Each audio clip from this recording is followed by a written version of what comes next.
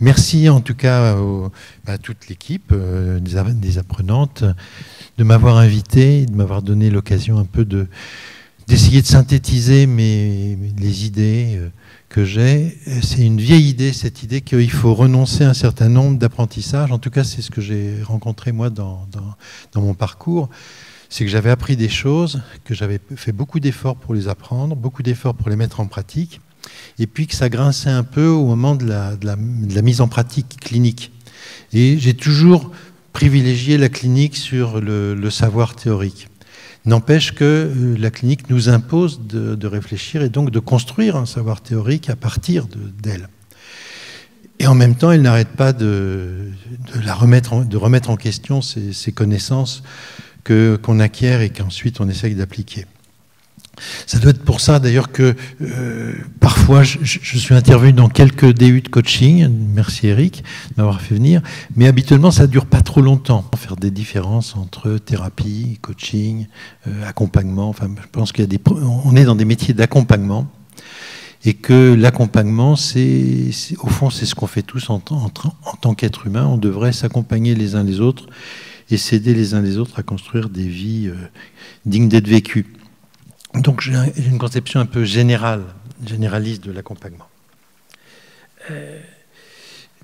Le titre n'est pas complet, hein. C'est pas cet renoncement nécessaire c'est cet renoncement nécessaire pour penser systémique. Tous nos apprentissages nous ont appris à penser non systémique. En réalité, on verra il faut qu'on retrouve des choses qui sont plus spontanées et qu'on vit, justement, la clinique nous ramène nécessairement à un mode de pensée systémique. Je voudrais juste vous raconter une petite anecdote toute bête, qui est que à Paris, je loue un petit logement, puisque j'habite Nîmes maintenant, mais je travaille sur Paris 15 jours par mois. Et je suis passé d'un studio sombre sur cour, où je me déprimais gentiment, à un studio sur la rue, dans le même immeuble, un étage plus bas, à peu près la même surface, ça doit être 23-24 mètres carrés. Et je suis passé sur la rue, qui est nettement plus bruyante, mais aussi plus lumineuse. Et dans les deux studios, il y a une différence. C'est que l'interrupteur dans la salle de bain est dans la salle de bain où j'étais, et dans la nouvelle salle de bain où je suis, l'interrupteur est à l'extérieur. Ça doit faire 5 ans que j'ai changé d'étage. Et il y a encore des jours où je cherche l'interrupteur à l'intérieur. Comme quoi, une habitude, ça se prend vite, mais c'est difficile à changer. Et les habitudes, c'est pas simplement dans le corps, c'est aussi le cerveau est dans le corps, donc c'est dans la manière de penser. Et vraiment, on a mis tellement de temps, on a passé tellement d'énergie pour construire nos représentations, nos convictions, que les remettre en question, c'est un dur travail. À ces renoncements-là, à ces manières de penser qu'on a acquises, il y a quand même une consolation, il y a un lot de remplacement qui est que ça ouvre sur des possibilités assez intéressantes et vraiment satisfaisantes. Donc je vais essayer de vous parler à la fois de ces quelques renoncements et puis de ce qu'on peut y gagner, ce qu'on va mettre à la place. Je parle d'une base assez simple, qui est qu'on a tous été systémiciens, de fait, simplement parce que quand on est né, on n'avait pas le langage, et donc on était dans l'interaction, on était dans la co-construction, on était dans une espèce de savoir intuitif de ce qui marchait, de ce qui ne marchait pas, de ce qui allait dans le sens de satisfaire nos besoins, de nous adapter en même temps qu'on adapte notre milieu. La circularité, c'est un principe que tous les nourrissons connaissent. Quand ils ont faim, ils réveillent leurs parents. Et quand les parents sont attentifs, ils y vont. C'est pas quiconque croit qui est en position haute dans l'histoire. Donc, on a tous été systémiciens, mais pour retrouver ce savoir-là et le mettre en mots, c'est assez difficile, c'est plus compliqué, c'est plus difficile. Mais on a cette base-là quand même. C'est le langage qui nous trompe un peu. Alors j'ai réfléchi, quand j'ai proposé ça, j'avais mis 7 renoncements. Et puis en cours de route, j'ai une bonne et une mauvaise nouvelle. La bonne nouvelle, c'est qu'il y a un 8e renoncement. 7, j'avais 7 parce que c'est un nom magique, mais j'en ai un 8e qui me semble encore plus important que les autres. Et la mauvaise, c'est donc que je ne vais pas trop m'étendre sur les 7 pour lesquels vous êtes venus. Alors, bonne, mauvaise nouvelle, ça peut s'inverser. Peut-être que la mauvaise nouvelle, c'est qu'il y en a un 8e. Et la bonne nouvelle, c'est que je ne vais pas vous emmerder trop longtemps avec les 7 premiers. Mais c'est vous qui verrez, c'est vous qui direz.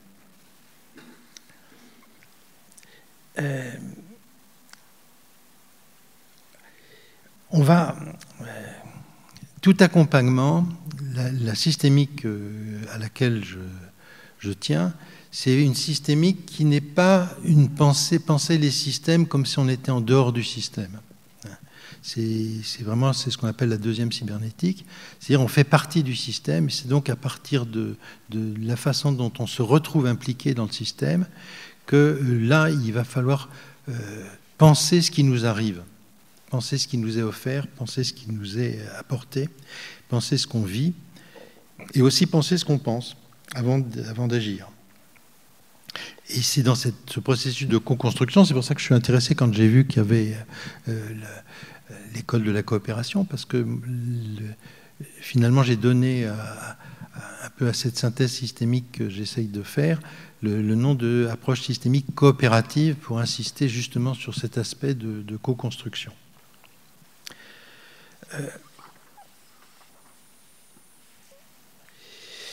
Pour faire ce travail, qu'est-ce qui va nous aider dans l'accompagnement? On va passer... oui, on va regarder un petit peu on peut regarder le truc. Voilà, au fond, la simplicité de la complexité, c'est vraiment de toujours comprendre qu'on est des êtres de contradiction. Les psys parlent d'ambivalence, on peut parler simplement de contradiction, c'est-à-dire on en a plein d'exemples en ce moment, on veut à la fois la liberté et la sécurité. On veut à la fois être protégé et pas emmerdé. Donc on veut des choses en permanence contradictoires, et l'idée c'est qu'à chaque fois que vous renoncez ou que vous choisissez entre les termes d'une contradiction, vous n'êtes plus dans un mode de pensée systémique. Donc on va voir la suivante. Merci. Donc il y a 7 renoncements, allons-y. Et à chaque renoncement, on verra qu'il y a des options que moi je trouve avantageuses de remplacement, mais il faut leur faire de la place, sinon ça passe pas. Allons-y. Le premier renoncement. Alors voilà. C'est de renoncer à la vérité absolue, mais c'est pas de renoncer à la vérité, c'est de renoncer à l'absolu. C'est-à-dire penser, il y a tout un courant qui va dans le sens de, puisqu'il n'y a pas de vérité absolue, il n'y a pas de vérité du tout.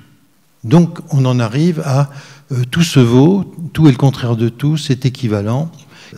La vérité, je peux penser une chose, peu importe. Non, la vérité, ça nous importe. Et chacun de nous, on a un référentiel, on a un rapport à la vérité qui est tout à fait important. C'est-à-dire que j'ai besoin de penser que ce que je crois est vrai.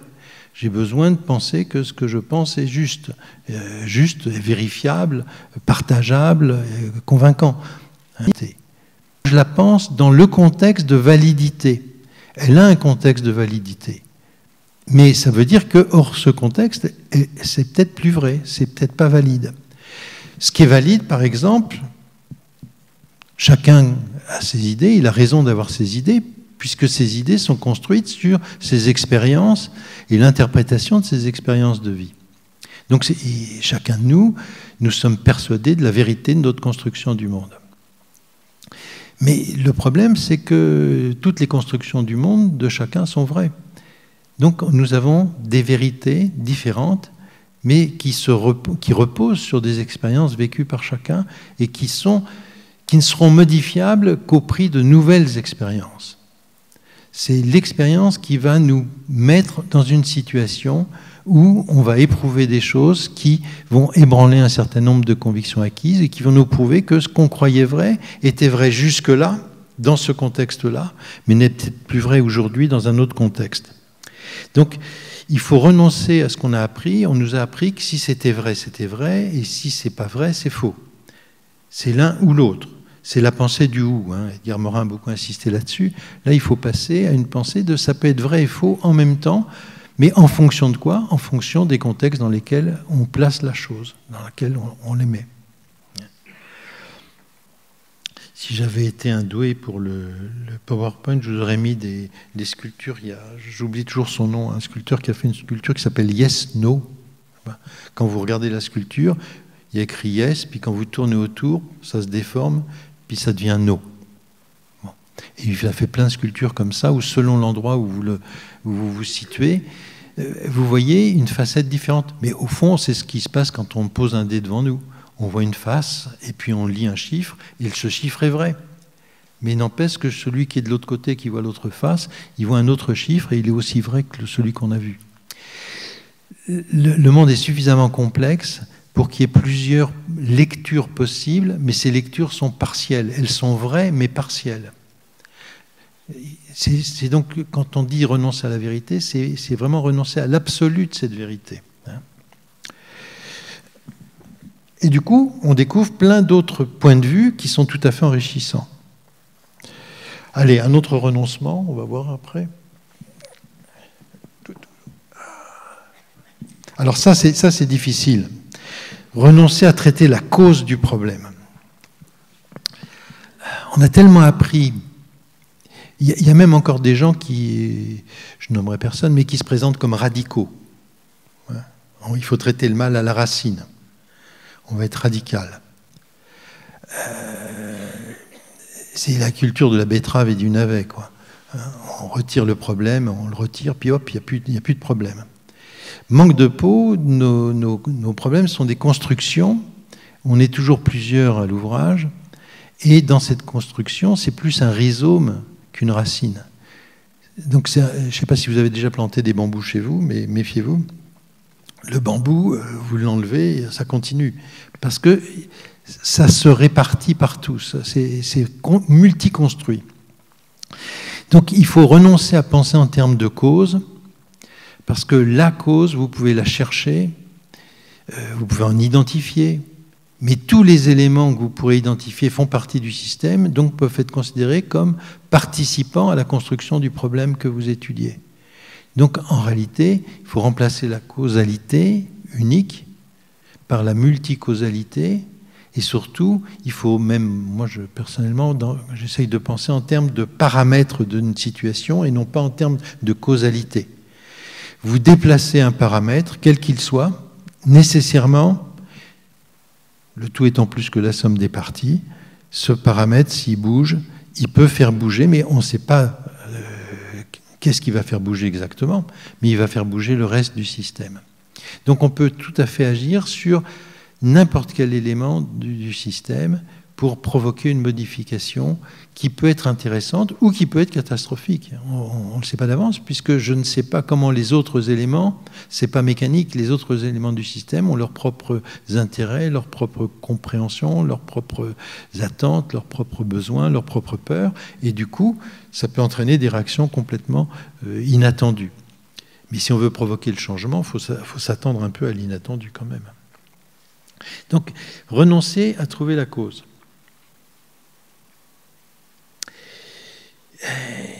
Et du coup, on a plein de paramètres accessibles. Autre renoncement important, c'est de renoncer à l'exhaustivité. J'entends souvent les gens, ils veulent avoir absolument toutes les informations. On va voir, ça rejoint un autre renoncement plus tard, mais on n'aura jamais, le monde est suffisamment complexe pour que ça dépasse toujours nos petites têtes, pour que ça dépasse tout le temps, on ne connaîtra jamais tout du monde. Le physicien, il a déjà de quoi bosser, le chimiste aussi, le biologiste aussi, le psychologue aussi, le médecin organiciste. Enfin, chacun dans son domaine a de quoi s'occuper pour plusieurs générations.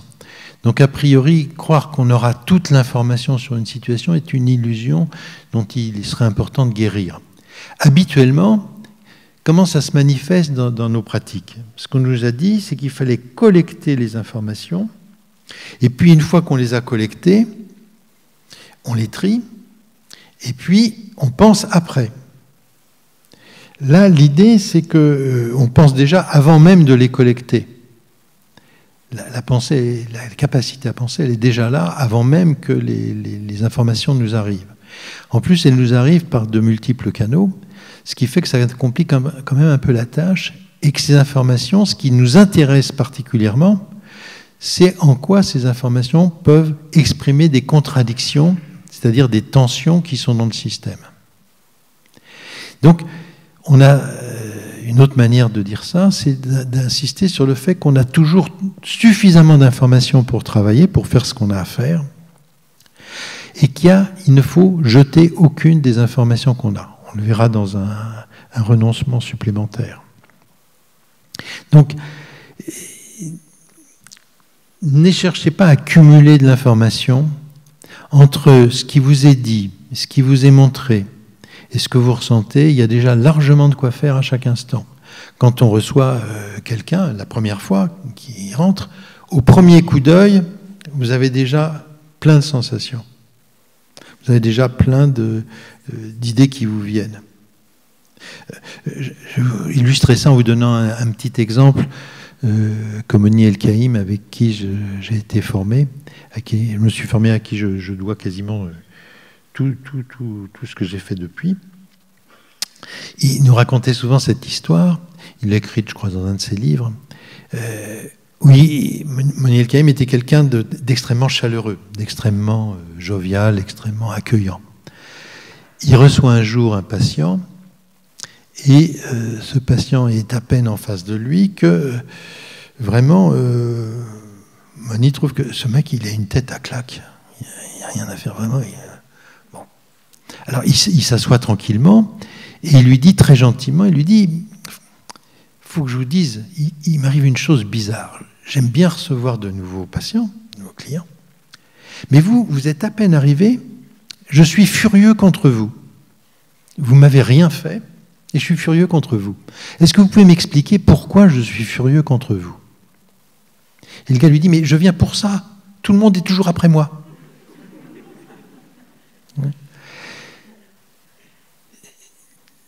Ce qu'on ressent, c'est de l'information qui nous vient du monde extérieur. Si vous êtes trop stressé sur vous-même, bien sûr que ce que vous ressentez, ça risque fort d'être votre névrose habituelle. Si vous êtes assez ouvert, nécessairement, c'est l'influence de l'autre qui s'exerce sur vous qui fait qu'on ressent quelque chose.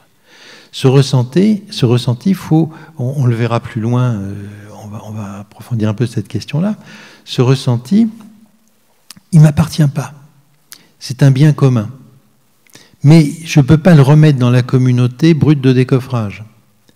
Il faut que je le remette comme un bien commun, avec une certaine délicatesse, avec une possibilité pour l'autre à qui je lui restitue quelque chose qu'il m'a offert, il faut que je lui offre aussi d'une manière qui soit recevable. Donc c'est tout le travail de cette remise en circulation de ce que Moni appelle nos résonances. Alors, si on renonce à l'exhaustivité, il faut continuer à renoncer à quelque chose. À quoi? Aux certitudes. En même temps, on ne peut pas renoncer aux certitudes. Moi, je pense que profondément, on a tous nos cerveaux sont structurés sur le mode de la paranoïa. Ça veut dire quoi? Ça veut dire qu'on ne peut pas avoir tort. Quelqu'un qui dit « j'ai tort », en réalité, il parle toujours au passé. J'ai eu tort de... Mais maintenant, j'ai à nouveau raison. Bon. Donc, on ne sait pas avoir tort. les autres s'en chargent quand même de nous montrer qu'on peut avoir tort. Mais si je me rends compte que j'ai tort, immédiatement, je bascule parce que on est fait comme ça. Avoir tort, en le sachant, c'est pas supportable. On peut avoir des doutes, mais un doute, c'est pas avoir tort. J'ai raison de douter. Si je doute, c'est que je suis sûr que j'ai raison de douter. Je doute pas de mon doute. Donc, a priori, si je mens, je sais que je mens. Si je ne le sais pas, je crois que je dis quelque chose qui est vrai. Donc, la certitude, comment y renoncer? Simplement, exactement comme pour la vérité, la vérité se présente comme une certitude, c'est en la relativisant, en la contextualisant. Je suis sûr de ce que je pense maintenant, je ne sais pas ce que je penserai dans 10 minutes. Parce que d'ici maintenant à 10 minutes, il peut se passer des choses qui viennent complètement bouleverser ma compréhension, ma conception du monde, ma compréhension des choses, ou même l'idée que j'ai de moi-même.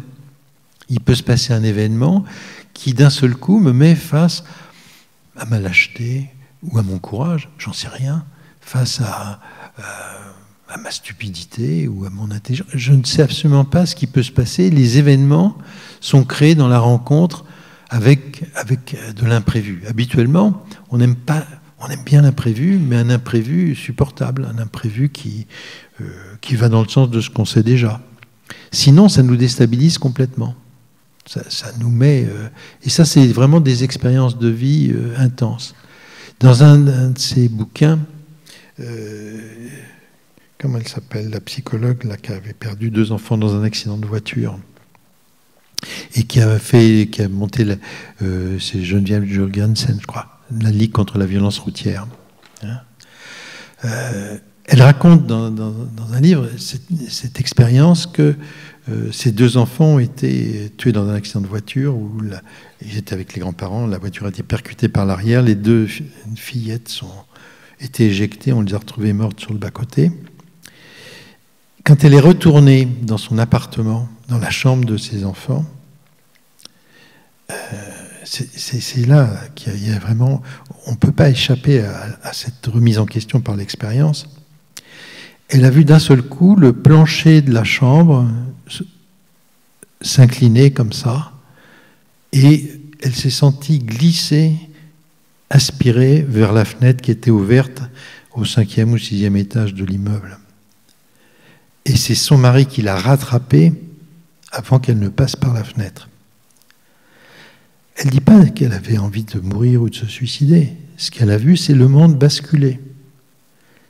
Ces expériences-là, heureusement, on n'en a pas tous les jours, mais elles nous montrent à quel point nos certitudes peuvent être des choses fragiles. Le problème qui se pose à nous en tant qu'accompagnants, c'est comment créer des circonstances où les gens peuvent faire l'expérience, mais une expérience agréable, une expérience en même temps qui chamboule, qui renverse, qui bouleverse, mais acceptable, qui tire vers le haut et non pas qui vous plonge vers le bas. Comment créer les conditions d'une expérience suffisante pour que ce que la personne pensait absolument avec certitude de son malheur, de son incapacité à en sortir, du fait de pas, il n'y a pas de solution à son problème, ça va basculer. Mais c'est pas parce qu'on va la convaincre, c'est en créant les conditions d'une expérience renouvelée. Et cette expérience, elle se passe dans la rencontre avec nous. Comment je peux m'utiliser pour être ce contexte créateur d'expérience? Donc on peut avoir une posture qui rassure, mais ce n'est pas une posture d'autorité. C'est justement le fait que je suis tranquille avec le fait que je ne sais pas. La personne qui vient me voir, je ne sais absolument pas par où on va passer, je ne sais pas, je n'ai pas de procédure. En ce moment, moi je trouve admirable, on vit une époque vraiment formidable. On nous demande d'ailleurs, et nous sommes des agents qui défendons l'idée de l'autonomie, de l'engagement, de l'initiative, de l'inventivité, de la créativité. Et qu'est-ce qu'on nous donne pour accomplir ce magnifique programme? De plus en plus de procédures, de plus en plus de contraintes, de plus en plus de reporting, de plus en plus de Calliope en tout genre. Il faut apprendre à faire des Calliopettes. Et puis comme ça, on saura travailler. Donc, plus on nous met de contraintes, c'est toujours au nom de cette initiative individuelle, de cette responsabilité singulière, mais dans un cadre de plus en plus contraint. C'est assez extraordinaire, je trouve. Comme si les procédures pouvaient remplacer la recherche, comme si les procédures pouvaient garantir la qualité, comme si les procédures pouvaient remplacer la singularité de la rencontre, de l'inventivité. Les procédures, elles ne peuvent pas... Ou alors, une fois, à mon cabinet, je reçois un jeune patient, en tout cas plus jeune que moi, à l'époque, déjà. Il s'installe en face de moi, il s'assoit, on se regarde et on éclate de rire en même temps. On avait la même paire de chaussures, et il devait les avoir, moi je l'avais acheté une semaine avant, et lui ça devait être à peu près pareil. On avait la même paire de chaussures. Ce simple détail fait qu'on était dans une relation d'alliance. Ça nous supposait des goûts communs, ça nous supposait peut-être des pieds avec les mêmes problèmes. Donc, a priori, quelle est la procédure qui va vous dire qu'il faut que vous ayez dans votre armoire les chaussures de votre client que vous regardez avant pour faire alliance? Non. Donc, c'est ces imprévus-là qui sont intéressants, c'est ces singularités-là qui sont intéressantes à travailler et à accueillir. Aucune procédure ne peut dire ce genre de choses, ni vous mettre à l'abri de ce genre de choses. Bon, j'ai dit ce que je pensais de Calliope, bon, maintenant on va passer à autre chose. Mais il faut gagner sa vie, il faut travailler, donc bien sûr que vous allez le faire. Je trouve que pour des gens autonomes, on n'est pas très révoltés quand même. Mais enfin bon, passons. Alors, ah oui, ça c'est vraiment important. Je parlais tout à l'heure de l'exhaustivité, on va reprendre un peu la même idée, mais d'une autre façon. On nous a appris à trier l'information. Il y a de l'information pertinente et il y a de l'information non pertinente. Ce serait plus juste de dire qu'il y a de l'information impertinente puisqu'elle dénie et elle défie le pertinent. Donc, au contraire, il n'y a pas d'information non pertinente.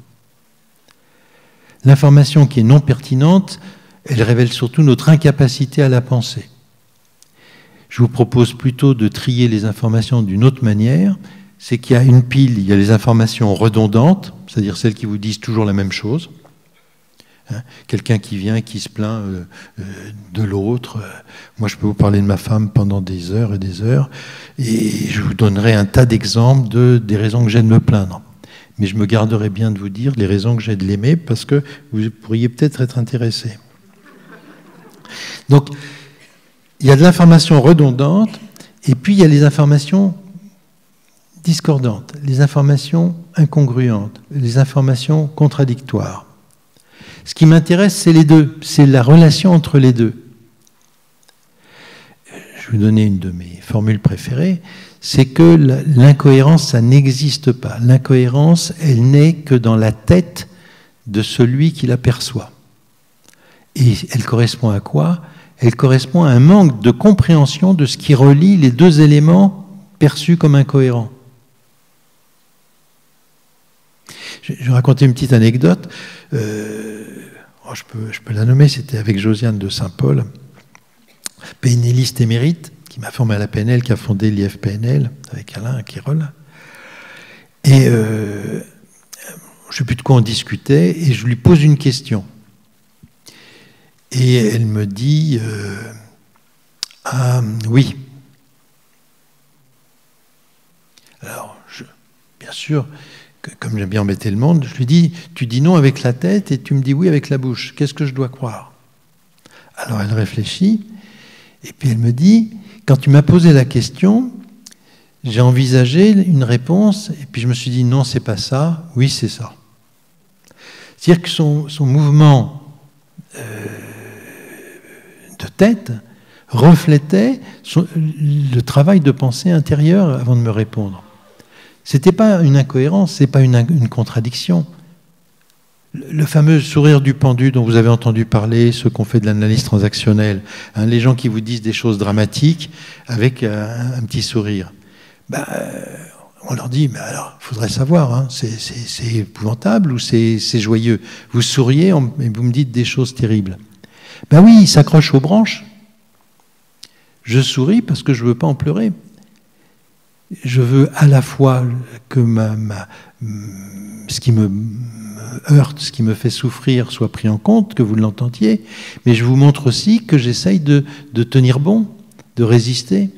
Ce n'est pas une incohérence, c'est complètement cohérent que d'essayer de survivre quand on se sent justement aspiré vers le côté obscur de la force. Un Yoda. Donc, plutôt que de parler des informations pertinentes ou non pertinentes, renoncez à ce critère-là. Moins c'est pertinent, plus c'est intéressant. Soyez sensible aux contradictions. Développez votre compétence à vous dire, tiens, là, il y a un signal faible, ça ne colle pas avec le reste, donc ça m'intéresse.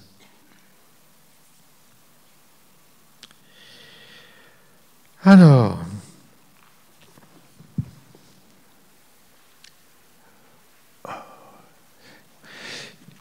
la grande différence, au fond, entre la pensée qu'on a apprise, ce où on a fait beaucoup d'efforts, c'est qu'on nous a appris à penser les objets en eux-mêmes, leur définition dans leur être propre. Le verbette nous a causé bien des malheurs, enfin nous cause bien des malheurs à partir du moment où il définit la chose en elle-même. Si on dit être produit par, c'est autre chose. Là c'est un verbe qui devient un auxiliaire. C'est plus un verbe. C'est plus le verbe être tout seul. En tant qu'auxiliaire, c'est intéressant, mais pas là. C'est un mauvais auxiliaire quand il est utilisé pour définir l'être des choses. La pensée systémique, c'est une pensée qui relie les éléments entre eux. L'idée, c'est pas qu'ils ne sont pas. Séparément, on peut séparer un élément d'un ensemble. Mais quand on le sépare d'un ensemble, il est dans un autre ensemble, il est en relation avec autre chose. Il y a toujours un contexte à l'élément que j'observe, ne serait-ce que celui de l'observateur même. Si on isole les éléments pour définir leurs propriétés, leurs qualités, on peut le faire pour un certain nombre de substances. Pour les gens, c'est beaucoup plus difficile parce que nous n'existons, exister, nous ne sommes au dehors de nous, nous ne nous manifestons que dans des relations, que dans des contextes relationnels. Alors, bien sûr, ça ne renonce pas, chacun de nous, à penser que nous sommes ceci ou cela. Oui, nous sommes ceci ou cela, ou nous sommes devenus, ou nous croyons que nous sommes, ou nous nous limitons. C'est important de ceci ou cela.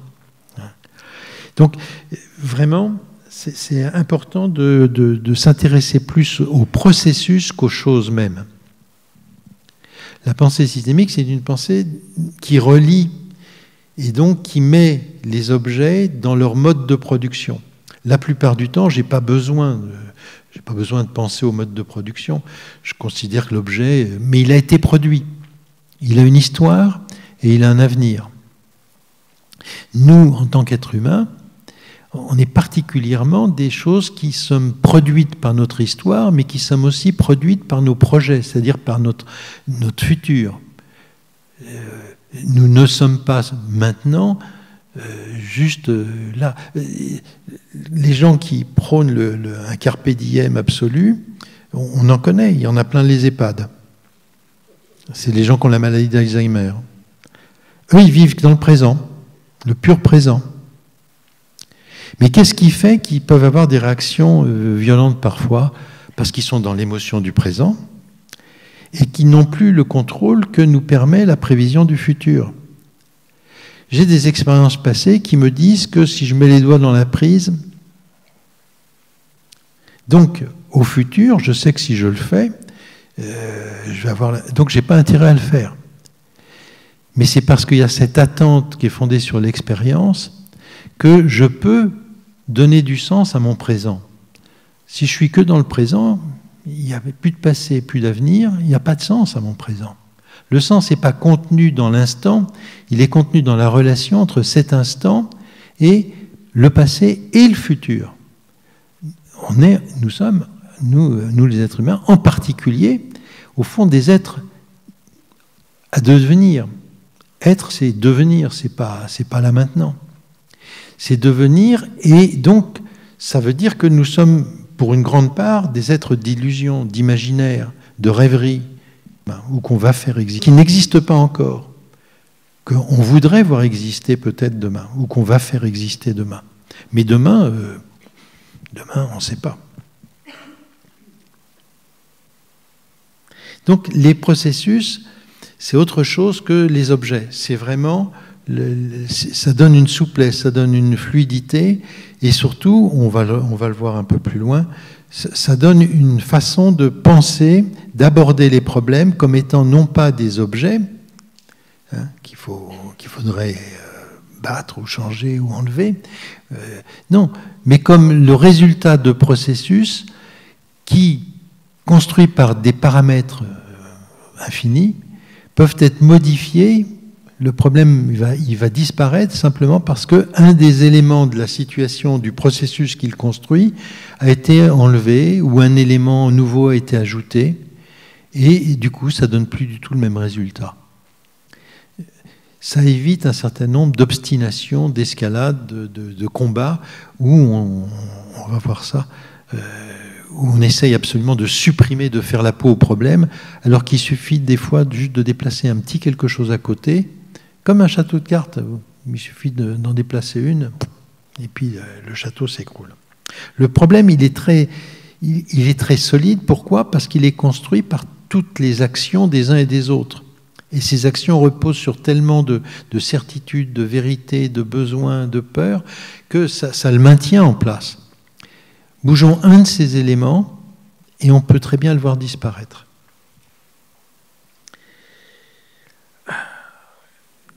Enfin non, c'est pas un dernier, c'est le septième renoncement.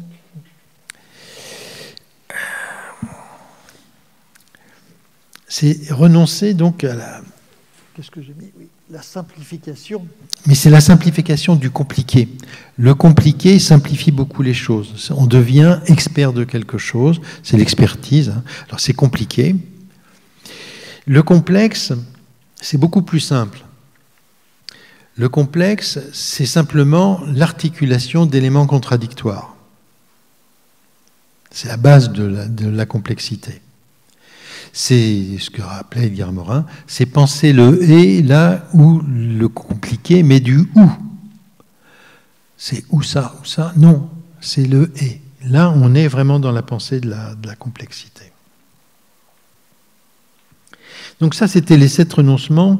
Dans la formation que je propose sur les 7 renoncements, il va falloir que je la modifie d'ailleurs, mais enfin, le programme est lancé pour l'année prochaine, c'est un peu tard.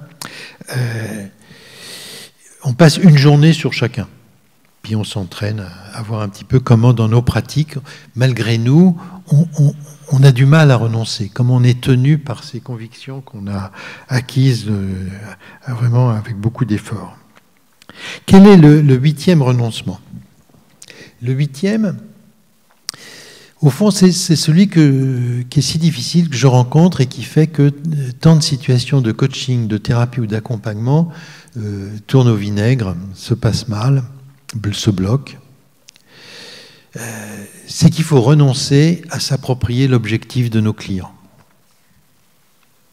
Ça, on a du mal. On est tellement généreux, on est tellement bien intentionné, on a tellement envie qu'ils aillent mieux, on a tellement envie de les aider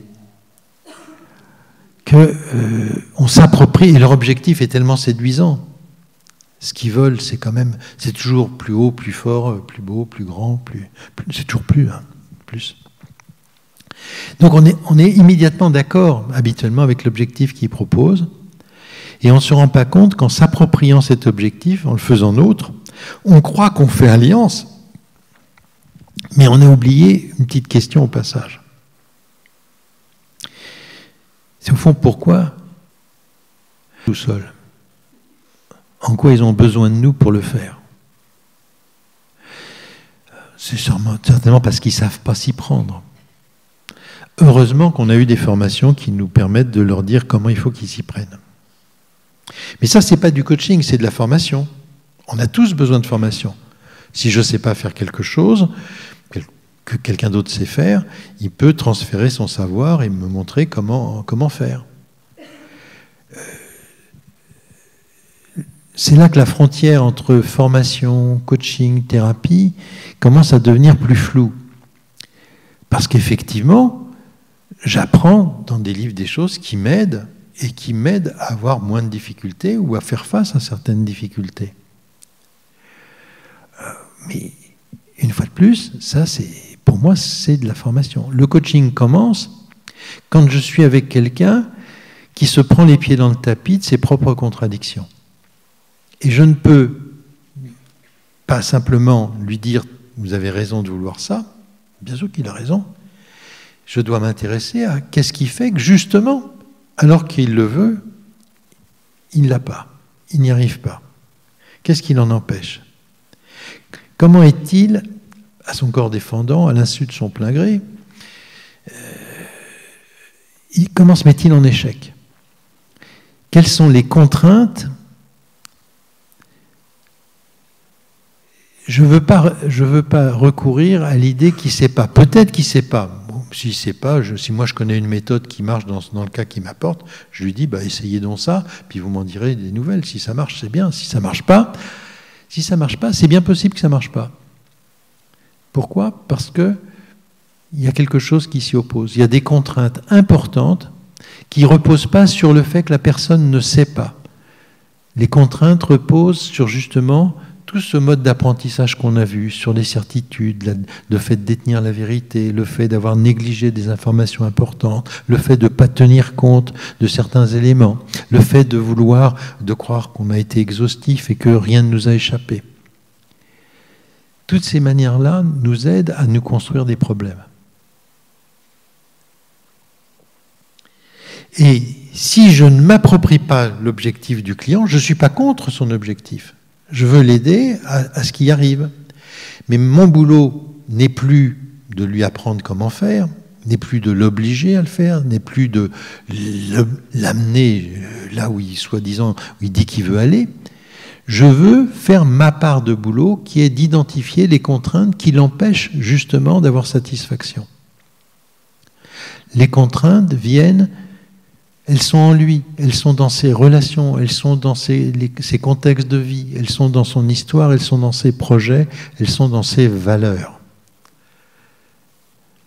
Plutôt que de voir ce qui soi-disant lui manque, je vais m'intéresser à, au contraire, ce qui est si important pour lui qu'il n'est pas question qu'il ait le droit de faire certaines choses et du coup il n'a pas accès à ce qu'il dit vouloir. Et il le veut vraiment. Mais on veut vraiment des choses contradictoires. Et quand on veut des choses contradictoires, il y a des moments où effectivement on se retrouve dans des impasses, on se retrouve bloqué. C'est clair jusque-là? S'il y en a qui dorment, surtout, j'espère que je ne vous dérange pas. Non, j'ai toujours des doutes sur le fait que ce que je raconte, moi ça m'intéresse, mais... Du coup, comment je vais rejoindre mon client? En me laissant mettre en difficulté et en considérant que ma difficulté, c'est ça que j'ai à traiter. C'est ça que j'ai à faire. Je vais accepter de porter la partie qui m'est déléguée du problème de la personne, pas pour trouver une solution à son problème, mais pour identifier la difficulté dans laquelle je me retrouve et utiliser, pour mieux comprendre la difficulté de mon client, pour mieux l'aider à repérer ses contraintes, à utiliser ma difficulté. L'exemple que je vous donnais tout à l'heure de Moni illustre tout à fait ça. Il sait que pour accompagner quelqu'un, il faut être dans une alliance, il faut être vraiment dans une acceptation. L'acceptation inconditionnelle qui nous est recommandée chaudement, mais qui n'est pas quand même si évidente et si systématique. Il y a vraiment des gens qui ont vraiment des sales gueules. Puis il y a des gens qui font tout pour qu'on pense qu'ils ont une sale gueule. Parce que finalement, c'est peut-être plus rassurant d'avoir des ennemis que des amis. Je rappelle qu'on n'est jamais trahi que par des amis. Si vous n'avez pas d'amis, vous ne serez jamais trahi. Vous serez un peu seul, mais vous ne serez pas trahi. Donc il y a des gens qui ont fait ce choix-là. Donc ils ne vont pas faire copain-copain avec vous. Ils en auront besoin. Comment je remets en circulation cette invitation à les rejeter? Les gens qui travaillent avec des familles maltraitantes connaissent bien ce type de problème, parce que la plupart du temps, c'est des gens qui ne veulent pas qu'on se mêle de leurs affaires. Et ils font tout pour être rejetés. Ils font tout pour qu'on n'ait pas envie de les voir, pour qu'on n'ait pas envie de venir. Ça peut être la menace, mais c'est aussi le fait d'être vraiment désagréable. Ils n'ont pas de demande. Si, ils ont une demande, c'est qu'on se barre, c'est qu'on ne se mêle pas de leurs oignons. Si on ne comprend pas que c'est un mécanisme qui les préserve de la honte, qui les préserve de leur souffrance, on ne peut pas les regarder positivement ou avec suffisamment de bienveillance pour construire un contexte de travail avec eux. Donc, je dois résoudre ma difficulté à moi, mais pour ça, il faut déjà que je l'identifie. Si on a le temps, on fera un petit exercice tout à l'heure. Je ferai un petit exercice. Oui, on devrait avoir le temps si je me dépêche un peu. Donc, il faut rester à notre place, pas voler l'objectif du client. On est des voleurs. À chaque fois que je m'approprie l'objectif du client et que je trouve qu'il est bien et qu'il faut qu'il y aille, et on va y arriver, je construis un contexte d'échec.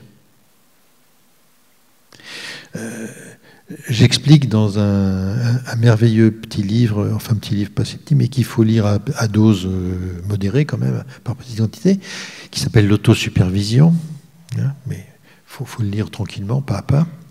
J'explique que c'est à nous de construire un contexte dans lequel, à l'issue d'un accompagnement, quelle que soit sa durée, on aura le choix qu'entre deux résultats.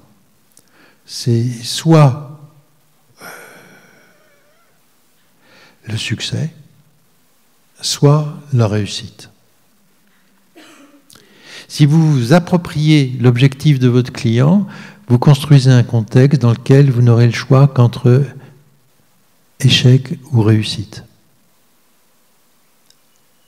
C'est-à-dire que vous serez vraiment dans le monde de votre client, en échec avec lui. La réussite, ça marche quand justement on n'est pas on est dans ce qui est de la formation individualisée.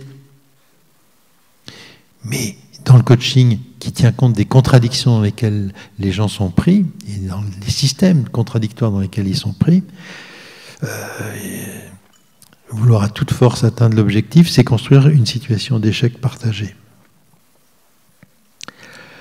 Alors, pour comprendre ça, pour aller un peu de l'avant dans cette histoire, on va regarder le 8e. Ben oui, le 8e, on l'a passé, hein, c'est voler l'objectif du client, mais c'est de faire que sa part. On va parler de la circularité. Il y a un excellent livre aussi, là, que je vous recommande, qui s'appelle « Moi, toi, nous, petit traité des influences réciproques », qui est entièrement centré sur le concept de circularité, de co-construction, d'une façon relativement simple, je pense. Mais qui est vraiment une base tout à fait fondamentale pour penser les processus.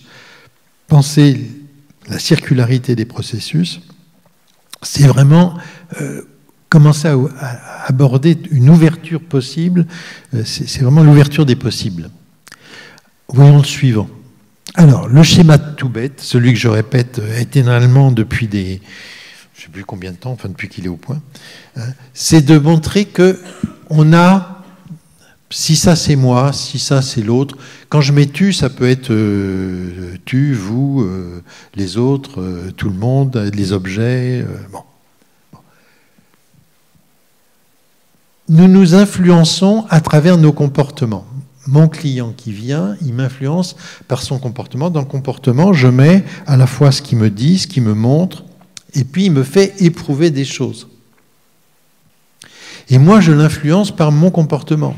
Et ça se fait en même temps, c'est pas l'un après l'autre. Dans la description, c'est l'un après l'autre, mais c'est en même temps que ça se passe. Derrière ces comportements, il y a tout un usinage extraordinaire de pensées et d'émotions qui n'est pas apparent, qui n'est apparent qu'à travers le comportement. C'est-à-dire, pour moi, j'ai une petite perception de ce que je pense et de ce que je ressens, et encore, hein, pas tout, hein, parce que ça se passe très vite et il y a beaucoup d'activités là-dedans. Et chez l'autre, je lui suppose des pensées et des émotions. Habituellement, c'est là que je fais un truc, mais je devrais plus le faire. Je dis même les femmes, il y a des pensées. Hein. Bon, voilà. Mais bon, théoriquement, il ne faut plus que je le dise. En tout cas, c'est pour ça que je ne vais jamais aux États-Unis. Hein. Je serai en tôle direct là. Donc, il y a des pensées, et chez les hommes, il y a des émotions aussi. Hein. Ça arrive. Donc, a priori, on projette, on a des idées sur ce que l'autre pense et ressent quand il se comporte de cette façon-là et que ça me fait cet effet. Donc on est dans un processus où on co-construit une représentation de l'un et de l'autre, donc du nous, qui se passe. Mais j'insiste sur le fait que pensée et émotion ne sont pas visibles. C'est vraiment invisible. C'est l'intimité de chacun, et chacun est libre d'exprimer ou pas toutes ses pensées ou toutes ses émotions. Et chacun de nous est plus ou moins libre d'être en contact avec tout ce qu'on peut penser. Il y a des gens qui pensent qu'il y a des mauvaises pensées et puis il y a des émotions inacceptables, insupportables. Donc on a tous, je dirais, un champ énorme d'élargissement possible, de prise en compte de nos propres pensées, de nos propres émotions, d'élargir cette possibilité-là. Ce qui n'est possible que si on comprend que la pensée et l'émotion ne définissent pas immédiatement, d'emblée, mon comportement. Penser ce que je ressens, ça sert à choisir, et à ce que je perçois de l'extérieur, ça me sert à choisir ce que je vais faire. Donc ça demande un petit peu de temps, un temps de réflexion, un temps de prise en compte du ressenti, un temps de laisser nos idées se développer, de réfléchir à qu'est-ce que ça peut faire chez l'autre si je fais ça plutôt que ceci. Et donc vraiment d'avoir un temps de recul, mais c'est un recul d'élargissement, c'est pas un recul pour se couper de sa pensée ou de son émotion, c'est au contraire pour élargir ma prise en compte de tout ça. C'est pas une prise de conscience, j'aime pas trop le terme de prise de conscience, c'est prendre en compte ce qui est là. Voilà. Et puis après, de réfléchir à qu'est-ce que j'en fais dans le cadre où je suis, qui est un cadre d'accompagnement. Donc j'ai quelque chose à faire qui est d'aider la personne. À quoi ? Elle aussi, à élargir son propre cadre de référence, à ouvrir des possibilités à travers les contraintes qu'elle a, à travers ce qu'elle pense et ce qu'elle ressent. Ça la contraint. Donc moi, mon boulot, c'est d'identifier ces contraintes et de lui demander si elle est prête à les assouplir un peu. Ou si vraiment ces contraintes, il n'y a pas question d'y échapper, il faut accepter d'en payer le prix à ce moment-là. On a tous des valeurs. Une valeur, c'est quoi ? C'est quelque chose à quoi on tient, qui fait que si on n'y répond pas, on perd de l'estime de soi. C'est un trou dans l'estime de soi-même. Donc, ces valeurs sont d'autant plus contraignantes. Plus on tient à nos valeurs, plus elles nous contraignent. Et il y a toujours un prix à payer. Quand les gens viennent nous voir, je crois qu'il y a l'image suivante, voilà, ils viennent avec leurs problèmes, et a priori, il n'y a pas de raison que ces problèmes nous laissent indifférents. Ils vont nous mettre en difficulté. Donc habituellement, j'écris problème en gros d'un côté, problème en petit de l'autre côté. Bon, je vais être en difficulté. Notre premier réflexe, quand nos clients, nos patients nous mettent en difficulté, c'est quoi ? Ils nous mettent en difficulté parce qu'ils ont un certain type de comportement, ils font certaines choses, ils disent certaines choses. Notre premier réflexe, c'est de leur demander d'arrêter de faire ce qu'ils font qui nous gêne, et on est sûr qu'on ira mieux. Sauf qu'on est devenu le client. C'est eux qui doivent faire un effort pour que nous, on se sente bien. Habituellement, on ne leur met pas la pression tout de suite. on attend un petit peu. Hein. On prend sur nous, on attend le bon moment pour leur demander de changer. Mais quand même, il faudrait qu'ils changent. Mais c'est plus pour eux, c'est plus pour leur bien, c'est plus en fonction de leurs contraintes. C'est moi qui deviens une contrainte et qui pèse sur eux. L'image suivante. Du coup, ils viennent avec un objectif et c'est ce que j'appelle, il ne faut pas voler l'objectif du client. Mes objectifs à moi va être de transformer la pression qu'ils exercent et qui me met en difficulté en ressources pour les soutenir dans leur propre recherche. Le détour, il m'influence par le problème, je vais les influencer gentiment par le fait que j'ai trouvé une solution à mon problème qui n'exige pas qu'ils aient résolu le leur. S'ils continuent à faire ce qu'ils font, ils m'aident à penser les contraintes dans lesquelles ils sont, à les identifier, parce que la plupart du temps, elles fonctionnent en tâche de fond. Nos émotions, nos pensées fonctionnent en tâche de fond en permanence. Notre cerveau pense beaucoup plus que ce que nous, on a au niveau conscient. Nos émotions, on ressent beaucoup plus de choses que l'émotion sur laquelle on met un nom. Quand on dit qu'on est triste, il y a 1000 nuances, il y a 1000 autres émotions qui accompagnent ça. Et on simplifie beaucoup avec le langage. On a un point d'appui, mais un point d'appui extrêmement réducteur. Donc il y a toujours d'autres choses autour qui... Bon, voilà, comment je vais identifier mon objectif à moi, c'est d'utiliser les contraintes dans lesquelles je suis, la difficulté dans laquelle je suis, pour en faire une ressource pour essayer de mieux comprendre le monde de l'autre, les contraintes dans lesquelles lui, il est pris.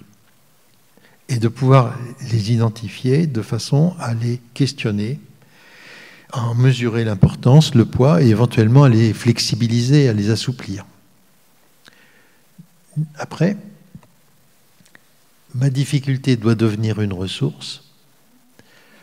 Et si je trouve une façon où ça devient... C'est pas une ressource que pour moi. C'est une ressource pour que je fasse ma part de boulot de manière à vraiment soutenir les gens qui sont venus dans la recherche de leur solution. Une solution qui tient compte justement de la complexité des contraintes dans lesquelles ils sont. Et c'est eux qui la mettront au point. Bien sûr que moi, je ne m'empêcherai pas d'être une force de proposition. Mais ce n'est pas ma solution, c'est une solution possible, qu'est-ce qu'ils en pensent? Et justement, quand quelqu'un vient nous voir, par exemple, et qu'à l'évidence, au bout de 3 minutes, on sait ce qu'elle devrait faire. Ça vous est déjà arrivé quand même d'avoir des gens qui viennent, nous on a un tel parcours de travail personnel, de développement de soi, que, a priori, on a plein de solutions. Si c'est un problème qu'on a eu, en plus, et qu'on a dépassé, on est d'une générosité telle que notre solution, on va la refiler et vite fait bien faire. Donc, a priori, pourquoi pas? Pourquoi pas?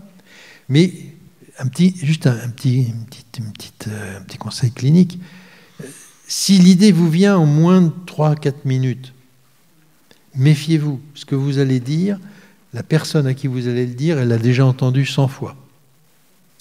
La femme battue qui va voir un psy, et le psy lui dit « mais quittez-le ». Tout le monde le lui a dit. Et j'avais une patiente comme ça, effectivement, toutes ses amies lui avaient dit « mais quitte-le, ce mec, il est insupportable, c'est un pervers narcissique ». Si vous regardez un homme de près, vous verrez, c'est toujours un pervers narcissique. Vu de loin, même des fois, ça y ressemble encore. Mais bon. Et qu'est-ce qu'elle a fait? Elle a quitté toutes ses amies. Elle était mariée avec lui, pas avec elle.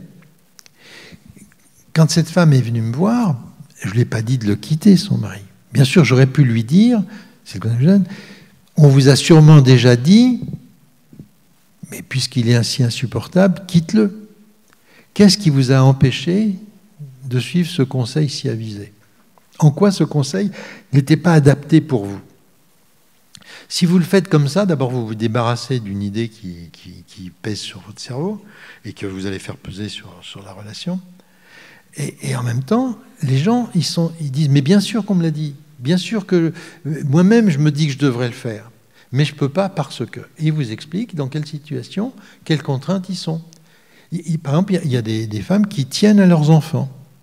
Et quand le mari dit « si tu pars, je les tue », elles restent. Elles sont connes. Hein? Un enfant de perdu, 10 de retrouvé. Bon. On ne sait pas où, mais bon. Donc, eh ben non. Si vous proposez, utilisez plutôt les bonnes idées que vous avez de solutions, utilisez plutôt sur le mode de en quoi c'est pas une bonne solution pour vous deux. Et vous verrez que ça vous apportera plein d'informations intéressantes sur le fait. Et en plus, vous faites alliance avec la personne. Parce que si vous proposez une solution et que la personne vous dit mais non, ça c'est pas possible, ben, vous n'êtes plus dans le même bateau. Hein. Vous avez gâché une occasion, quoi. Donc c'est très important de transformer nos difficultés en ressources. Et on peut toujours le faire, et ça ne dépend pas du client, ça dépend de nous. À condition justement de comprendre que cette difficulté, c'est ma porte d'entrée dans le monde de l'autre, qui n'est pas le mien, dans le monde de ses expériences, dans le monde de ce qui est important pour lui, dans le monde de ses croyances. On parle toujours de croyances limitantes. Je trouve qu'on n'est pas sympa avec les croyances parce qu'elles sont faites pour être limitantes. Mais un monde sans limite, c'est un monde fou. Donc nos croyances sont faites pour être limitantes et elles se sont construites dans des expériences où on a été protégés par ces croyances. Ces croyances nous ont permis de passer à autre chose, permis de supporter un certain nombre de douleurs, de frustrations, Donc, a priori, on peut leur dire merci. Maintenant, le problème, c'est qu'elles étaient adaptées à un certain contexte et elles continuent à fonctionner en tâche de fond alors que le contexte, il a peut-être changé. Ou qu'on peut changer de contexte.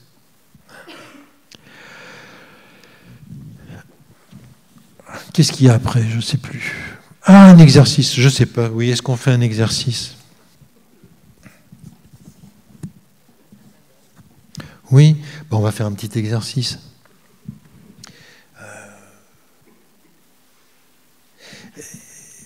Je vais faire appel à des mauvais souvenirs de votre expérience. Si c'est en ce moment, c'est encore mieux. Hein. Si c'était autrefois, ça peut servir quand même. Essayez de vous remémorer une situation dans laquelle vous êtes senti en échec dans un accompagnement. Ça y est, tout le monde a trouvé. Ça ne marche pas comme vous voulez. Ça, voilà. Ou ça foire franchement. Bon. Demandez-vous quel était l'objectif de votre client quand il est arrivé. Qu'est-ce qu'il vous a dit qu'il voulait? Il venait chercher quoi auprès de vous? Ça y est, vous devez... Ou sinon, vous notez, puis vous ferez ça plus tard. Dans ce sentiment d'échec, qu'est-ce qui vous met en difficulté? Quelle est votre difficulté à vous? Qu'est-ce qui vous énerve? Qu'est-ce qui vous irrite? Qu'est-ce qui vous déprime? Qu'est-ce qui va avec ce sentiment d'échec? Qu'est-ce que vous avez envie de faire alors? Même si vous ne le faites pas, essayez de regarder qu'est-ce que vous avez envie de faire dans cette situation-là.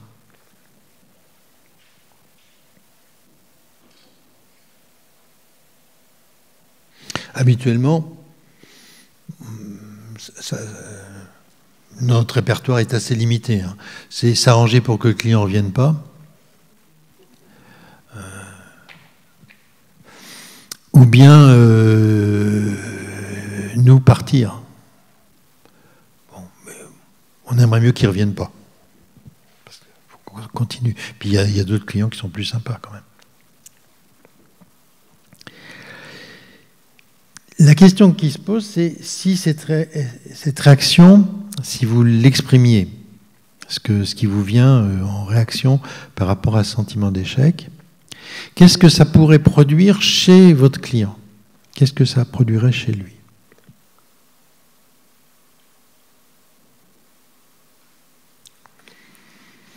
Mon hypothèse, c'est que vous auriez renforcé chez lui probablement le problème pour lequel il est venu et qui vous a sollicité.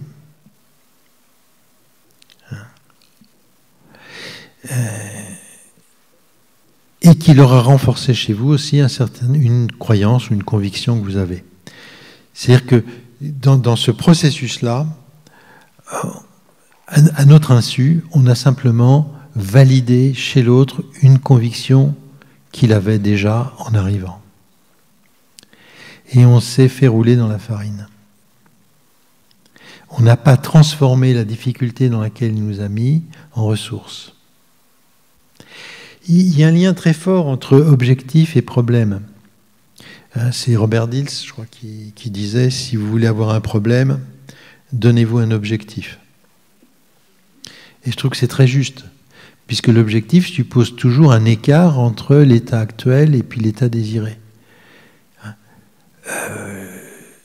On peut considérer que l'état désiré, c'est parce qu'il nous manque quelques petites ressources ou quelques savoir-faire. Mais on peut aussi penser, là, une fois de plus, on est dans le cadre simplement de la formation, et on peut donner des informations formatives aux gens qui viennent nous voir. Il y a des cadres de référence qui sont particulièrement clarifiants et aidants, qui aident les gens à se repérer dans un monde qui n'est pas évident, qui n'est pas facile. Donc pourquoi pas mais il faut voir, il faut vérifier, est-ce que ça leur ouvre des possibilités différentes ou est-ce que ça les coince, ça les met encore plus en situation d'incapacité? Parce qu'ils n'arriveront pas à le faire, ou parce qu'ils n'arrivent pas à le mettre en œuvre, ou parce que c'est contraire à des valeurs importantes pour eux. Donc, la plupart du temps, nous avons participé à la construction de ce sentiment d'échec que nous éprouvons. Parce qu'on s'est approprié, vérifié, mais je pense que vous vous êtes approprié l'objectif de votre client, et du coup, vous avez complètement sous-estimé les contradictions dans lesquelles il était coincé. Quelques retours d'expérience, là, c'était un peu rapide, mais... Ça fonctionne ou pas? Vous vérifiez que vous avez volé l'objectif de votre client? J'ai pas de chance ce soir, j'ai que des gens qui réussissent leur coaching. Hein.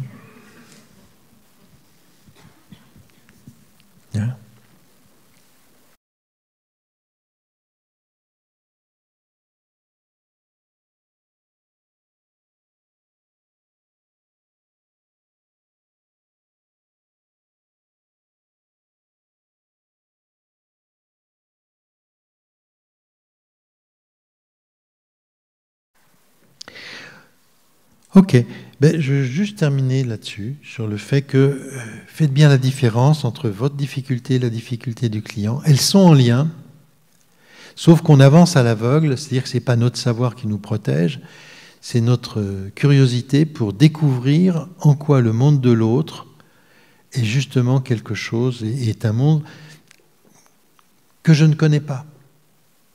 Même si on parle la même langue, on ne vit pas dans les mêmes mondes. Et justement, chacune de mes difficultés, c'est une petite dissonance entre ma vision du monde et sa vision du monde. Si je voyais les choses exactement comme lui, je ferais les mêmes choses que lui. Heureusement, c'est totalement impossible qu'on soit deux à voir exactement le monde de la même façon sur tous les sujets, à toutes les occasions. Donc, notre boulot, notre part de boulot, c'est nous laisser émouvoir, nous laisser toucher, nous laisser mettre en difficulté par les difficultés dans lesquelles sont les clients qui viennent nous voir. On n'est pas du tout contre leur objectif, mais la question qu'on doit toujours se poser, c'est mais pourquoi ils n'y sont pas déjà? Qu'est-ce qui les en empêche?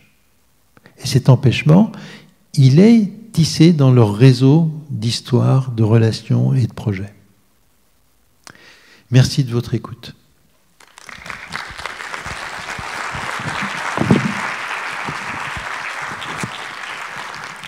5 petites minutes pour des questions éventuelles. Oui. Si tu es d'accord, François. Allez-y. Hein. Moi, j'ai des réponses, mais si vous ne me posez pas les questions, ça ne me sert à rien, quoi. Des questions? Merci beaucoup pour cet éclairage. Je voudrais vous entendre sur la notion de résonance, dans le sens où... alors, moi, je tente au maximum, quand je suis dans une intervention, de partir avec le principe que je ne sais pas.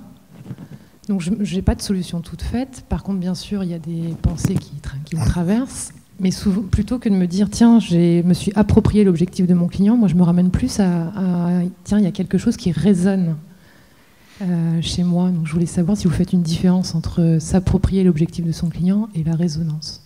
Je sais pas si oui, non. Je pense que s'approprier l'objectif du client, c'est un peu un défaut de jeunesse du coach ou du thérapeute. Hein. On a tellement envie que ça aille mieux et de l'aider à y arriver, parce que c'est notre réussite aussi. S'il y arrive, c'est notre réussite aussi. Non, la résonance, c'est quelque chose de beaucoup plus complexe. C'est vraiment... c'est pas simplement le ressenti que j'ai. Ça va plus loin que ça. Le ressenti, ce que je ressens dans une... Bon, ok. Je vais parler de résonance à partir du moment où c'est la zone de rencontre, Manit disait l'assemblage particulier entre le monde de l'autre, la construction du monde de l'autre et ma construction à moi. C'est l'endroit, c'est vraiment l'intersection entre nos représentations du monde. Donc, ma résonance, c'est pas simplement ce que je ressens. Ce que je ressens pourrait, et si je l'interprète, et si je le remets dans le cadre de mon histoire, ça correspond au contre-transfert. Donc, c'est un élément qui est contenu dans la résonance. Mais la résonance, elle est tournée vers en quoi ça m'apprend quelque chose sur le monde extérieur. En quoi c'est ce que notre zone de rencontre. C'est à moi, mais c'est pas qu'à moi. C'est à nous. La résonance, c'est l'espace du nous. C'est pas le ressenti, c'est peut-être l'espace d'un jeu, mais la résonance, c'est l'espace du nous. Donc il y a une face qui est tournée vers l'autre, et c'est cette face-là qui m'intéresse. Je ne sais pas si je réponds à votre question. Donc c'est vraiment un processus où ce que je ressens ne m'appartient pas totalement. C'est moi qui le ressens, donc c'est avec ma propre histoire, ma propre truc, mes propres attentes, mes propres besoins. Mais c'est pas ça qui m'intéresse dans le contexte où je suis, d'accompagnement. Ce qui m'intéresse, c'est en quoi, justement, c'est activé par l'autre. C'est le monde de l'autre qui rentre dans mon monde à moi. C'est notre rencontre, c'est le lieu de la rencontre. Et tout le problème, c'est comment je vais l'utiliser. Alors, j'ai essayé de réfléchir à ça, très empathique. Si on part du ressenti, il y a des ressentis qui sont très empathiques.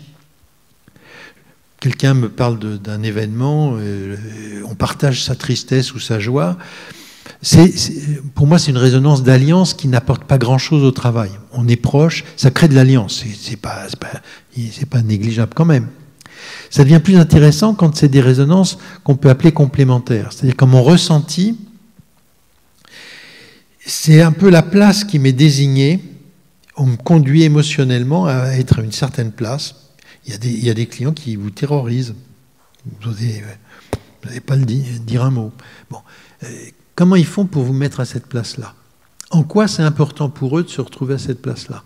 Donc le penser en termes de complémentarité, je trouve que c'est intéressant. Et puis, j'avais isolé un troisième type de résonance qui est un peu particulier, c'est ce que j'appelle une résonance de substitution, qui est que vous vous mettez à ressentir des choses qui sont ce que votre vis-à-vis ne peut pas ressentir. C'est ce qu'il a exclu de son monde. Sauf que comme ça fait partie du monde, il faut bien que ça existe quelque part. Dans ce cas-là, c'est plus difficile, je trouve, de le remettre en circulation parce qu'il va falloir vraiment que je le porte plutôt que d'essayer de le restituer à son propriétaire légitime, puisque c'est un propriétaire qui ne veut pas en entendre parler. Je pense que c'est des choses qu'on ressent plus, qu'on vit davantage avec des patients qu'on dit psychotiques ou qui ont un mode de fonctionnement psychotique. Voilà. Donc je pense on peut vraiment, Meunier a ouvert une voie à propos de la résonance en la différenciant du contre-transfert, mais ça ne s'oppose pas au contre-transfert. Le contre-transfert, c'est vrai. Sauf que mon client, il ne peut pas attendre que j'aille faire 3 ans sur le divan et que je revienne en disant « ça y est, j'ai résolu mon problème personnel ». Non, je suis là pour mettre au service, ma névrose est au service de la sienne. Je n'ai pas besoin d'être un être... une petite anecdote. À un moment, je ne sais pas pourquoi, à mon cabinet, j'avais quelques spécialistes du développement personnel qui sont venus me consulter. Pas après, ils ont dû donner le mot, ils sont arrêtés. Et je m'en souviens d'un en particulier qui est venu en disant « je viens voir, docteur, ça ne va pas du tout parce que en ce moment, je ne suis pas en forme. J'ai fait 25 ans de travail sur moi, de trucs, pensée positive, tout, enfin... Vraiment beaucoup de travail sur moi, de thérapie. Il est passé partout, l'analyse, la gestalt. Et là, je comprends pas. Je dis, qu'est-ce qui se passe? Il dit, oh, j'ai un ami, vraiment, un ami d'enfance, qui est mort du cancer la semaine dernière. Voilà. Je dis, et vous... avec tout le travail personnel que j'ai fait, je ne devrais pas être triste. Je dis, bon, je ne savais pas que le travail personnel, c'était fait pour devenir inhumain. Mais voilà, du coup, il percevait sa tristesse comme une faiblesse, un manque de développement, un manque de force personnelle. Là, effectivement, je n'ai pas été très aidant. Je n'avais pas de solution à son problème. J'ai juste pu m'étonner que... Je trouve que s'il n'avait rien éprouvé à la mort de son ami, est-ce qu'il penserait que ses émotions étaient à la hauteur de cette amitié ? Je ne suis pas sûr. Hein? Donc, ce qu'on vit, on le vit avec ce qu'on est. Et ce n'est pas parce qu'on n'a pas besoin d'être parfait pour aider nos patients. On a juste besoin, d'un seul coup, de mettre notre sensibilité avec toutes ses limites, avec toutes ses imperfections, avec toutes tous ces manques, tout ça, au service de la rencontre.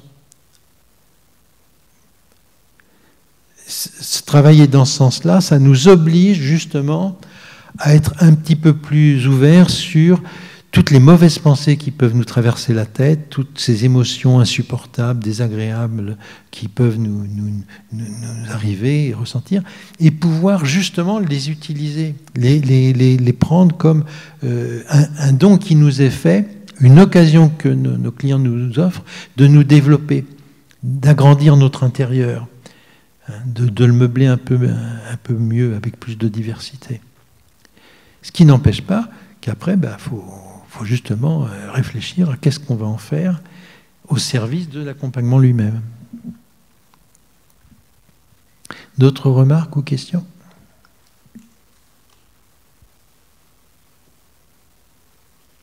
Demain, ceux qui ont eu la sagesse de s'inscrire pour le masterclass, mais je dirais plutôt la possibilité, puisqu'on a limité. Hein. Moi, j'étais assez pour qu'il y ait 120, 130 personnes en masterclass, mais Corinne était contre. Bon. Donc, on n'a pas pu. On verra que, si je veux, pour conclure, le centre de mon travail repose, c'est ce que j'utilise en supervision. Je me suis rendu compte qu'au fond, je ne travaillais que sur 2 choses chez l'accompagnant. Est-ce qu'il a un cadre explicite qui contient la situation telle qu'elle est, et est-ce qu'il a un cadre implicite d'acceptation inconditionnelle de ce qui se passe? Nos efforts portent sur ces 2 points.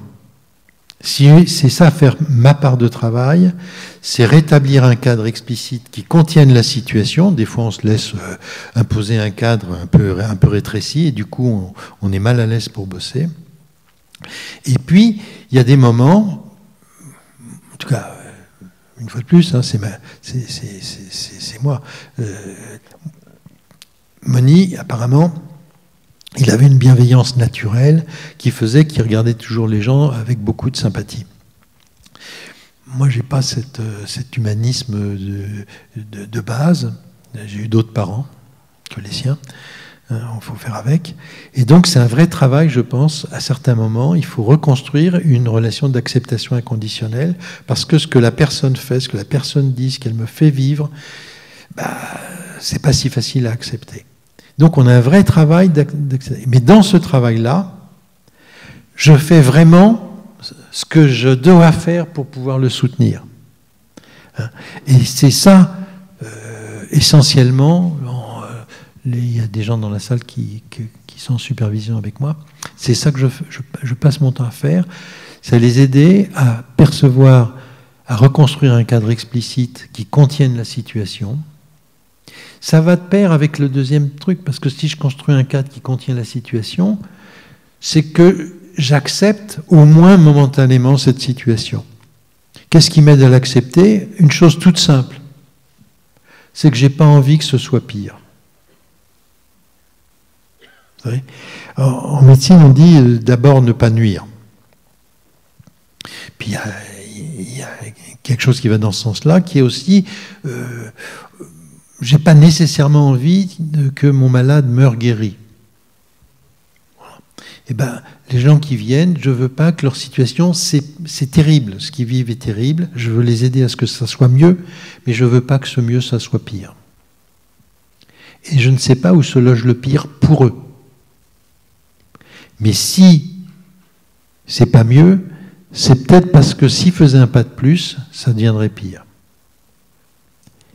Ce pire, mon boulot, c'est de les aider à l'identifier, à le démasquer, puis après à y faire face. Voilà. Merci François. Donc demain, on aura l'occasion d'approfondir ces questions-là. Mais sinon, il y a quand même quelques lectures que je vous recommande fortement. J'avais tellement hâte de t'accueillir sur scène que du coup, j'en ai omis de vous dire que, comme vous le savez peut-être sûrement pour beaucoup d'entre vous, François est aussi l'auteur de quelques beaux ouvrages sur la systémique et autres, dont le dernier, Donnant du don.